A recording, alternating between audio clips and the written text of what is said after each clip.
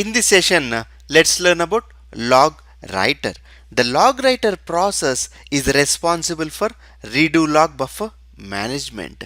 That means the log writer is helpful in writing the redo log buffer into the redo log files. The log writer writes all the redo entries that have been copied into the buffer since the last time it wrote.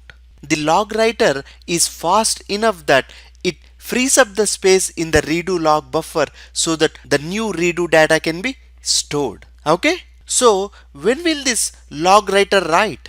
It writes in one of these four scenarios. Whenever a user process commits the transaction, or whenever the redo log buffer is 1/3 full, or before the database writer process writes the modified buffers to the disk, or every 3 seconds. So if one of these condition occurs, the log writer will take the redo log data from the redo log buffer and will store in the redo log files. Okay?